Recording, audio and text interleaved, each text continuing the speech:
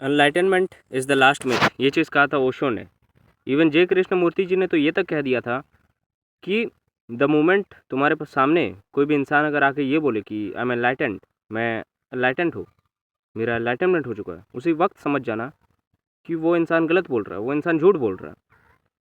और जाहिर सी बात है, इसमें कोई गलत नहीं है, क्योंकि जिस तरीके से हम इस शब्द को ऐसे कर दिए ना कि एनलाइटनमेंट, किसी का एनलाइटनमेंट हो जाता है, ये वो चीज़ नहीं है। ये सिर्फ सत्य है, पूर्ण सत्य। इवन बुद्ध ने कहा था, बुद्ध ने तो कहा था यार दो, जिस चीज़ को पाने का प्रयत्न मैं इतने सालों से कर रहा था, 7 सालों से कर रहा था, ये तो क्षण भर में रखा हुआ है, ये तो रखा हुआ है, मैं इस चीज़ को पाने का प्रयत्न कर ही क्यों रहा था, ये तो क्षण भर में रखा हुआ है। देख लो तभी समझ जाओ, देख लो तभी हो गया, सब कुछ हो गया। यही है ना, अष्टवक्री जी भी क्या बता रहे हैं, जब जागो तभी सवेरा। एक तरीके से जब जाग लो तभी तुम समझ जाओगे, ना जागो तो हज़ारों जन्म ही कम पड़ जाए भाई। सो यही चीज़ है। और ये जो इसके लिए भी क्लासेस होते हैं, मैंने सुना है फॉरेनर्स में ऐसे तो क्लासेस होते हैं कि लोग जाते हैं, ऐसे क्लासेस होते हैं कि kundalini awakening classes, enlightenment classes ये सब तो सबसे बड़ा मिथ है, ये तो सबसे बड़ा झूठ है। कोई इंसान अगर मान लेते हैं वो चीज़ हो भी गया, उसको पता भी चल गया, तो क्लासेस थोड़ी दे सकता है। वो क्लासेस क्यों ही देगा भाई, वो तो प्रचार करेगा, सत्य का प्रचार करेगा, दैट्स इट, जैसा बुद्ध ने किया था, या फिर आनंद में रहेगा, दैट्स इट, ख़त्म। जिस तरीके से हम इस चीज़ को बता रहे हैं ना, अभी के टाइम पे एनलाइटनमेंट को हम जिस तरीके से नाम दे चुके हैं, फलाने दिन में हमारा एनलाइटनमेंट होगा, फलाने जन्म में हमारा एनलाइटनमेंट होगा, ये सब चीज़ फेक ही है। मैं यहाँ पर तुम्हें ये नहीं बताना चाह रहा हूँ कि यार कि चलो ऐसा कुछ शब्द नहीं होता है, ऐसा कुछ होता नहीं है, बट जिस तरीके से हम ऐसा समझते हैं ना इस चीज़ को कि एनलाइटनमेंट का मतलब क्या होता है, अच्छा मैजिकल पावर्स मिलते हैं, ये हो जाता है, वो हो जाता है, हम कुछ भी कर सकते हैं, ये कुछ नहीं है।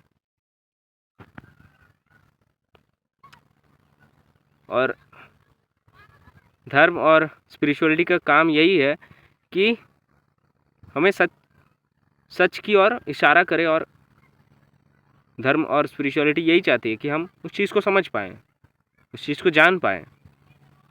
कोई भी सत्य का डेफिनेशन नहीं है, सच की तरफ हम पॉइंट आउट वो करके बता रहे हैं, हम पॉइंट आउट कर सकते हैं, बट सच का कोई हम डेफिनेशन नहीं दे सकते हैं कि ये सच है, वो सच है।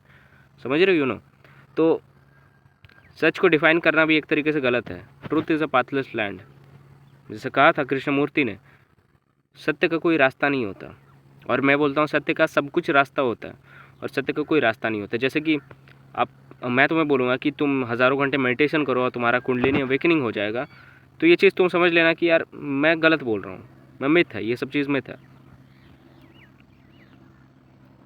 हाँ, अब मेडिटेशन हेल्प करता है देखने में, बट मैं ये थोड़ी ना बोलूँगा कि यार मेडिटेशन से तुम उस सत्य को जान जाओगे। तुम जब तक पाने का प्रयास करते रहोगे तब तक कुछ होने से रहा, तब तक तुम्हें कुछ मिलेगा नहीं। जैसे एक किस्सा ओशो ने यही बताया था ना कि एक गार्डन है, उस गार्डन में जैसे तुम बैठ जाओगे और वहाँ के तितलियों को देखोगे, और किसी भी अगर तुम तितलियों को पकड़ने जाओगे वो तो उड़ जाएगी, लेकिन अगर तुम उस गार्डन में शांति से बैठ जाओगे तो तुम नोटिस करोगे थोड़ी देर बाद तितलियाँ आ रही है तुम्हारे पास, तुम्हारे शरीर में बैठ रही है तितलियाँ। अब तितलियाँ पहली बात बैठी क्यों? क्योंकि तुम शांत हो गए, तुम रुक गए। जब तक तुम रुकोगे नहीं तब तक कुछ नहीं होने वाला। यही है, जब तक तुम पाने का प्रयास करते रहोगे, तितलियों को पकड़ने जाओगे, तब तक कुछ होने वाला नहीं है। जब तक तुम खोज करते रहोगे तब तक तुम सिर्फ खोज ही करते रहोगे, वो चीज़ मिल जाएगा फिर भी तुम कुछ और चीज़ खोजते रहोगे, तुम्हारा खोज कभी ख़त्म नहीं होगा। इवन मैं तो बोलता हूँ तुम कृष्ण की ही बात सुनो, वो जो बता रहे हैं, अर्जुन को क्या बता रहे हैं, तुम सिर्फ युद्ध करो, दैट्स इट। हार ही जीत ये तुम्हारे वश में है ही नहीं। हार भी जाओ तो कोई फ़र्क नहीं पड़ना चाहिए, और जीत भी जाओ तो भी कोई फ़र्क नहीं पड़ना चाहिए। हार और जीत तुम्हारे हाथ में है ही नहीं, तुम्हारे कंट्रोल में है ही नहीं यार। तुम बस युद्ध करो, ये बस तुम्हारा कर्तव्य है, क्योंकि ये कुछ है ही नहीं जो चीज़ हो रहा है, ठीक है? और इस चीज़ को प्रयास करो, इस चीज़ मतलब प्रयत्न करो, समझने की प्रयास करो। और इससे अलग मत हो, शांत रहो, ये चीज़ है। अपना कर्तव्य पालन करो, दैट्स इट, ये बता रहे हैं। कृष्ण कौन है? कृष्ण एक पूर्ण चेतना है, उनका चेतना पूरी तरीके से जागृत है। ऐसा नहीं कि हमारा चेतना भी उनकी जगह तक नहीं पहुंच सकता, ऐसा नहीं है। हम आए दिन भी अभी भी कोई भी इन्फ्लुएंसर को भगवान बना देते हैं कि ये जो बता रहा है ये सही है, फॉलो करो, ये वो वगैरह वगैरह। जब तक हम फॉलोवर रहेंगे तब तक हम कुछ नहीं हो सकता हमारा, हम फॉलो ही करते रह जाएंगे। लेकिन जब तक अगर वो जो बताया जा रहा है, वो जो रास्ता हमें जिसकी ओर हमें इशारा कर रहे हैं, जब तक हम उस चीज़ को समझेंगे नहीं तब तक कुछ होने वाला नहीं है। जैसे हम शांत होकर वो जो बता रहे हैं कृष्ण, उसको थोड़ा समझने की कोशिश करेंगे, हमारा भटकना खत्म हो जाएगा एक ही बार में, एक क्षण में। अष्टावक्र जी भी क्या बता रहे हैं, जब जागो तभी सवेरा। वो बता रहे हैं कि जो सत्य को तुम जानना चाह रहे हो वो तो क्षण भर में रखा हुआ है। जब जागो तभी सवेरा मतलब देख लो तभी हो गया, उसी मोमेंट हो गया सब कुछ। लेकिन अगर तुम देख नहीं पाओगे, अगर तुम देख नहीं सकते, अगर तुम पाने का प्रयत्न करोगे तो वो चीज़ तुम्हें नहीं मिलेगा, और तुम भागते ही रहोगे, भागते ही रहोगे, और जन्म कम ही पड़ जाएंगे, हज़ारों जन्म कम पड़ जाएंगे। सो दैट्स इट, ये चीज़ मैं बताना चाह रहा हूँ।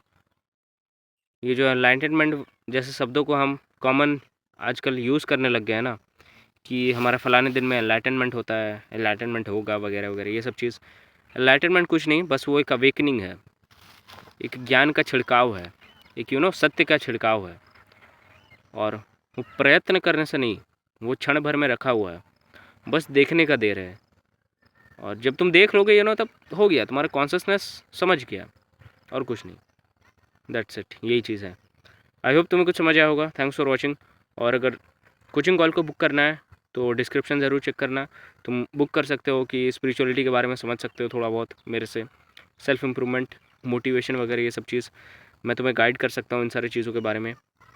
सो तुम टेलीग्राम पे मुझे मैसेज कर सकते हो, मेरा आईडी है, मैं डिस्क्रिप्शन में वो आईडी देता हूँ, तुम मैसेज कर सकते हो, कॉल बुक कर सकते हो। Thanks for watching.